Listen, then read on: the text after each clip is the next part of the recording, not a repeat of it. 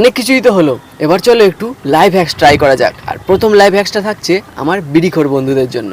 চলো শুরু করা যাক। সো প্রথম তোমাদেরকে এরকম যে কোনো দুটো বোতল তোমাদেরকে জোগাড় করে নিতে হবে, যেটা এই প্লাস্টিকের যেরকম নর্মাল বোতল হয় সেই রকম বোতল। এটা তো বিড়ি খেতে সাহায্য করবেই, কিন্তু আমি বলে রাখি বিড়িটা খাওয়াটা স্বাস্থ্যের পক্ষে ক্ষতিকারক, এটা কেউ খেও না। চলো গাইস শুরু করা যাক। এবার আমি দেখিয়ে দিই, এইখানে যে মুখটা দেখা পাচ্ছ বোতলের ছিপির একটু নিচ থেকে একটা লেয়ার আছে, এই লেয়ারের একদম তলা থেকে আমাদের কেটে ফেলতে হবে। এইরকম দুটো করতে হবে, আমি কেটে নিয়েছি, আগে থেকেই দেখাচ্ছি।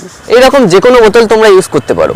এবার চলো এটা দিয়ে আমরা কি করব সেটাই দেখে নাও ছিপি দুটো।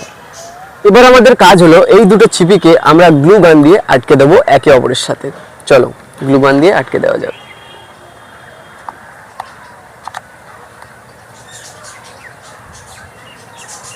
গাইস দুটো ছিপিকে আমি একে অপরের সাথে জুড়ে দিয়েছি এই গ্লু গান দিয়ে। এবার এটা এমন একটা জিনিসে পরিণত হয়েছে সেটা তোমাদের প্রচন্ড কাজে লাগতে পারে।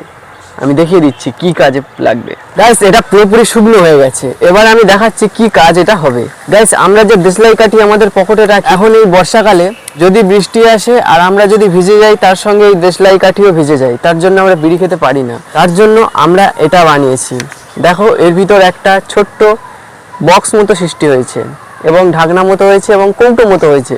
আমরা যদি দেশলাই কাঠিগুলো এর ভিতর রেখে এই ছিপিটা আমি ভালোভাবে আটকে দিয়ে এটা নিয়ে আমি যদি পকেটে রেখে দিই, তাহলে এটা আর কোনোদিন ভিজবে না। এটা যদি আমি পুকুরেও ফেলে দিই তাও ভিজবে না।